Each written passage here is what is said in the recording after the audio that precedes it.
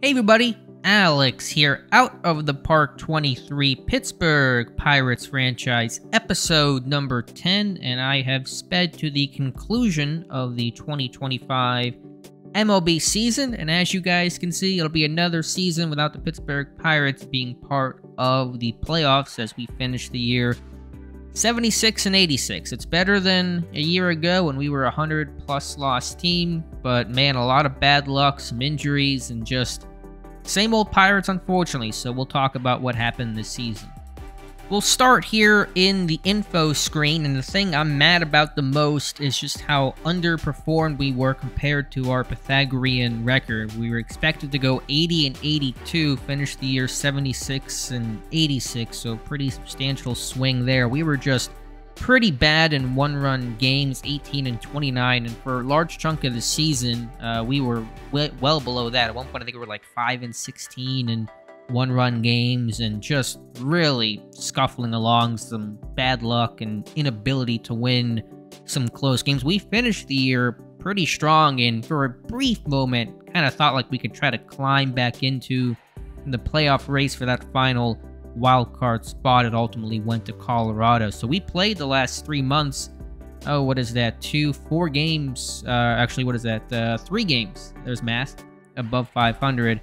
But really dug ourselves a big hole with just a terrible May and June. And, you know, if we just played 500 ball then, and then ended the year on a good note, I think we would have had a chance to really try to capture a wild card spot. But did not happen there. From a team ranking standpoint, the offense was better. We're finally no longer the worst offense in baseball, but still below average, 8th overall in batting average and on base percentage, 10th in WAR.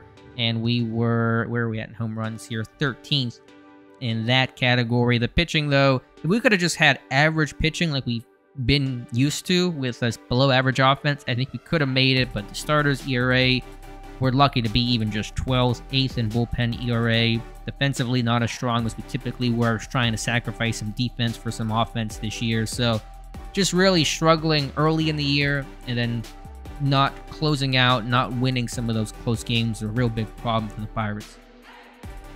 Just to look at some stats of the Pirates who played this year, our top pick, Tatsuri Nageshi, not quite as good as I thought he would be. His defense is poor, actually finished the year with a negative WAR. He gets on base quite a lot, but we're not exactly in the Moneyball era anymore. So I'm just hoping it can be a little bit better next year, especially given the not great defense. We played him in right. He's probably best in left, and I've had Reynolds there, so maybe I should have played him more in left field this year. I'm not really quite sure, but that's the story on him. Brian Reynolds, another really strong year, 4 WAR season overall, 24 home runs, 124 OPS plus. I mean, he continues to be really strong, although I think after this upcoming season, he'll have his player opt-out opportunity, and so we'll have to see what happens there. Brian Hayes, 2 WAR season, 93 WRC plus. I have him as a shortstop. I may play him at short because I've had just such a hard time trying to find shortstops who can play defense even remotely well in this game. I'm talking, you know, a 55 rating at short with a 60 infield range, which is to me basically the minimum you need for your guy not to be terrible at shortstop. And so he may play there. He's excellent at third. He's a borderline Gold Glove player at third. 5 ZR rating, which is probably not quite Gold Glove, but very good third baseman defensively. But I may move him to short. The bat is just about average, but with good defense, you can make it work. I'm not going to go through all these names here. Veteran Jose Abreu did okay for us, just not great defensively. Andy Rodriguez, cold to the end, but had a good season overall. Hit almost 20 home runs for the Pirates. Nick Gonzalez was a really positive presence this year.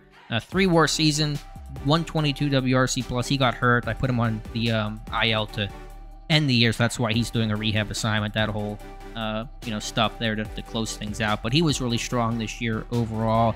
We signed Elias Diaz to a 1-year extension. He cooled off towards the end, but still for a catcher, had a pretty solid season overall. Hudson Head came up and did well for us, got hot at the end of the season, 114 WRC plus and almost 400 plate appearances. So he really was more than half the season he kind of came up for there. Yordis Valdez was miserable at the plate, just a 208 average, 61 WRC+, but his defense is good overall. Oneil Cruz just couldn't make it work with him at the major league level this year. Just 120 plate appearances, 202, 50 WRC+, struck out. The strikeout numbers were down, but the BABIP, I mean, he had some bad luck probably, but it's just not going to work with Oneil Cruz. He's going to be a free agent after this year, and we're just going to move on from him, unfortunately. From a pitching standpoint, we have such a young rotation. I try to manage arms. It's a little tougher to do in this game, and unfortunately, we've suffered some pretty serious injuries. Eddie Yeen, the most recent example, tore his labrum. It was only a 3-month injury, so it could have been worse. He's shown some regression in terms of the overall scouting report, but his year was really strong. A 3.44 ERA, 267 BABIP, 125 125 ERA plus, 2.5 more year, despite not going deep into games and getting hurt at the end of the year, early September. So, I mean, hopefully he can be, a strong number 2 type of guy, maybe even a number 1 for us next year. Hopefully that labrum is not too serious of an issue. Jared Jones, the numbers look good. It just hasn't come together for him. We're trying with some of these young guys, but just haven't been too happy with the results there overall. Trey Mcgowan was our long reliever this year. He did a nice job for us overall. Brought over Jackson Kowar from where was he at, the Royals? I know he was there at some point. Yeah, he was with Kansas City. Claimed him. He was not great for us, but honestly, I don't think it was as bad as the numbers show. Here's the big injury. Luis Avito, he'd been really good for us. He has surgery to remove bone chips. He's basically going to probably come back, I'm going to say, late May, early June in terms of the Major League roster. He should be ready for around the start of the season, but will, of course, need a pretty lengthy rehab assignment to try to get back. His numbers look good. I mean, I think the profile is nice. Just got hurt there in August, and that was a big blow for us. We lost a lot of arms this year, unfortunately. Jason Foley, Phoenix Sanders did well out of the pen. Andrew Schultz is a, flamethrower with a 13.8 Ks over 9. The controls, wonky, but I like him overall. We traded him for Cole Tucker, definitely won that deal. Carmen Mazinski just didn't work out. He's fragile, but he's not been hurt. He didn't get hurt at all this year, which is kind of crazy for a guy that's fragile. But he was bad in AAA. He was worse in the majors. I moved him to the bullpen. It was worse. It's just not going to work for him, unfortunately. Ronzi Contreras has been so up and down. He was good last year. I think bad, 2 years ago. In 12 starts, had an ERA of 8.24, an ERA plus of 52. The BABIP was kind of high, but still, we're talking like Ben Scoten type numbers on Contreras. So last year, 3.83 ERA. The year before, 5.97. This year, 8.24. I don't know what to do with this guy. I mean, I don't think you can really trust him at this point. Some other weirdness, Kumar Rocker got hurt. He missed a good chunk of the year.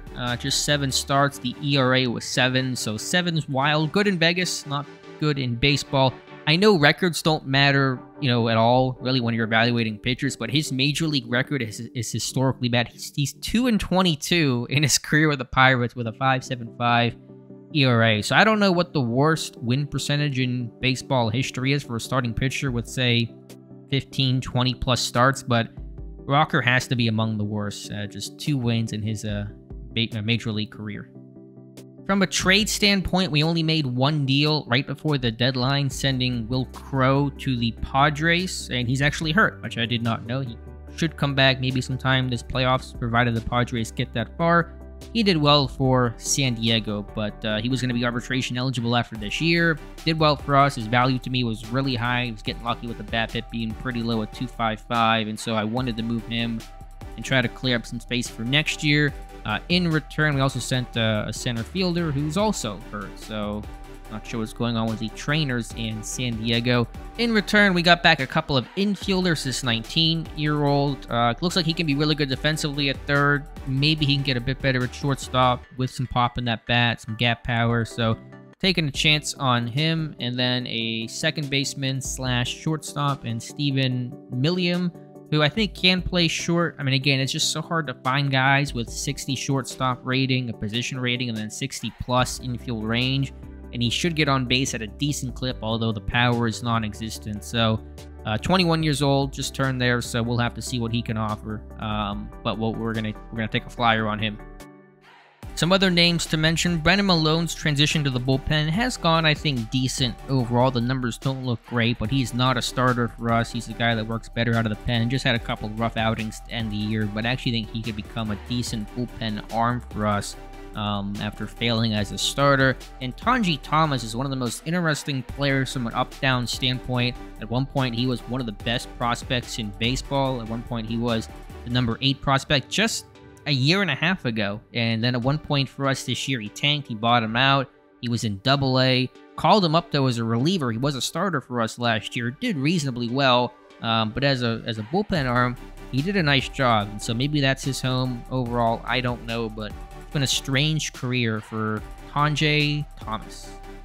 Alright, let's check out the 2025 MLB Draft. We had the 5th overall pick. We were supposed to be a number 1, number 2 overall pick. Got hurt in the lottery, but still, I think, won big with Dylan Lesko, who to me was the best arm in this draft. Incredibly high potential. If that changeup can get to even 50 or max out at its 55, you got a great power pitcher with great stuff, movement and control, elite fastball, potentially elite slider. Did well in A-ball for us overall. So I like the college arms. The guys can come up pretty quickly. If Lesko can come up, say, even as early as the middle of next year, I think it's possible. If Avito comes back, we got another great prospect I want to show you guys in Christopher Cruz. I shouldn't just typed in Cruz. Let me type in his whole name. That'll maybe narrow it down a little bit. All right, there we go. We found Christopher Cruz. It's probably a weird edit, but I had trouble finding him. But what I'm saying is, if we have Avito and Lesko and this guy, Christopher Cruz, the number 1 prospect in baseball, who was dominant in AAA with the Indians this year, 1.81 ERA, 2.15 ERA plus in 21 starts. I shut him down at the end of the year, so he didn't, knock on wood, get hurt either. This guy will be up next year for sure to start the year. If you have him, Lesko, Avito, plus some number 4, number 5 guys, to me, that's a really strong pitching staff overall. So this guy's really shot up in a great way. A couple years ago, just 35 overall potential. Now the best prospect in baseball. So thank you, the talent random generator thing they have in this game, because it's serving us pretty well. Other draft picks this year include Dean Moss in the 2nd round, whose I think potential has gone up. I don't know if all the reports here were updated properly, but really good power as a corner outfielder. Let's see. Yeah, the numbers this year weren't very good, but that's typical for such a young guy. Overall, another college arm in Trey Duffield, who is actually a 65 overall, which I didn't know that's what he was. I saw that he was a 55 when I drafted him, so he just ran the report on him. Okay, nice. Well, heck, I mean, Trey Duffield might be a heck of a steal for us. I signed him for $1 million signing bonus, so shoot, that's a name to definitely watch going forward. Let's see. In the 4th round, Jose Hall, a power-hitting third baseman without much defense, but a good arm overall, so a name to watch there. And 5th round, Sal Medina. The reliever class was better this year. Finesse pitcher, typically not what I go with, but good stuff overall. I like the cutter and curveball combination, although he had a pretty rough outing to start his professional career. Do want to take a look at the overall standings in baseball this year. Atlanta Braves, the best team in baseball, though the Cardinals not far behind. Braves winning 112 games, St. Louis 103. They ran away with the division basically from the first 6 weeks on. They were in control of the Central, Pittsburgh finishing in 4th place, just behind the Brewers, but comfortably ahead of the Cincinnati Reds. So in the NL, it's the Braves, Cardinals, Padres, and wild card, it's the Cubs, Dodgers, and Rockies. Over in the AL, it's the Blue Jays, Royals, Angels right at 500, winning the AL West. Wild card, Cleveland, Minnesota, and Baltimore. And just a quick look at some of the top stat getters of the year. Fernando Tatis Jr. has just been insane in this series for the last forever, but especially the last 2 years. Last year at 350, this year 315. Last year at 57 home runs and got hurt and missed 60 something games. This year 64 home runs. The best player in baseball, I think is fair to say. He should win another MVP. this year. Julio Rodriguez out in Seattle with the best average at 345, a 7-WAR season. I mean, that's just incredible player there. Obviously, checking out the pitchers who were the best over there. Trey Mcgowan had the most wins, which another thing I did not know. I'm kind of searching this myself, so shoot. I mean, there were a lot of chances. He appeared in the most games, so I guess it gives you the most chances to win the game. But for a Pirates team that wasn't very good, to lead the MLB in 16 games outright, too, an outright lead with that 16.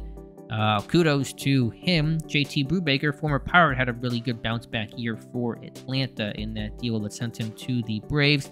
Best pitcher this year, Ranger Suarez, 2.58 was the ERA, 3.46 in Houston, so he was really good in both places. Wow, he got traded. Okay, well, he was a really good acquisition for the Padres.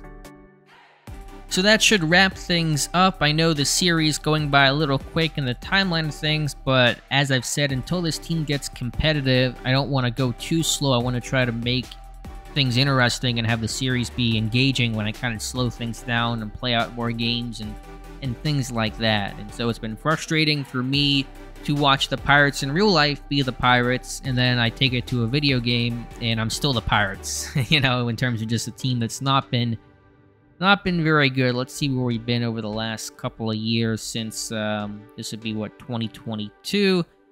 We went 78 and 84, 64 and 98, bottomed out last year at 60 and 102, and this year did improve by 16 games, but 76 and 86 overall. And again, that Pythagorean record last year was supposed to be 68 and 94, this year 80 and 82. Not that close either year, and so a bit of bad luck for your Pittsburgh Pirates, which is just keeping with their pretty recent history over the last 30 years or so. So we'll see in terms of free agency this upcoming year. Have some money to play with, although I don't think I'll spend a lot. Maybe on a starting pitcher, maybe on a shortstop. I'm not quite sure. Couple free agents in Jose Iglesias, Jose Abreu. Maybe one of those guys comes back. Iglesias more likely than Abreu. He had a good year. Missed some time with an injury, but I thought he's a really good profile for a shortstop. Kind of exactly what I'm looking for, aside from, of course, an elite type of guy. No big decisions to make overall. Again, Reynolds opt-out, I believe it's after this upcoming 2026 season. But nothing crazy with arbitration. We'll make some decisions there, but just really relying on our prospects. Still the best farm system in baseball. If I can pull that up here, maybe somewhere. Yeah, best, by far, the best farm system overall. Some guys that will be up next year, like RJ Schreck. James Wood should be up. Will probably play first base for us. And then some guys that are younger and still several years away overall. But I keep saying it, and I'll say it again. I think next year, hopefully, will be the year for us when you put it all together, get some good luck on our side finally, and try to make a run at this thing and actually compete. Just compete for a wild card spot. Make September relevant. It's basically our goal at this point. We'll see if that can happen. So if you're frustrated by your series, or if you've gone to the playoffs and just haven't won a World Series, look at me. I mean, I've never been so bad at this game, where I've always been able to kind of turn the team around pretty quickly, at least be playoff competitive. Have not won a World Series in this game. Have not been to a World Series in this game all the years I played it. But I've just been a mess this year. So we'll see. We'll keep the faith and keep playing out of the park. So let me know your thoughts in the comments below. Appreciate you guys watching. Please like this video and subscribe to this channel. I'll try to make this a playlist. Somebody asked to make this a playlist, and I should do that to make it easier for you guys to find and watch and all that good stuff. But let me know your thoughts. How do we turn this team around? How do we get better? How do we get competitive? What am I missing? One thing I do want to note here really quickly here is our coaching staff did not like us this year. They were feuding. I don't know why they were feuding. I tried to improve the coaching staff so the personalities didn't clash quite as much. So if anyone can tell me how to fix staff cohesion, obviously winning helps, but I don't know. I'm trying to figure that part out myself. So appreciate you guys watching once again, and we'll talk to you soon.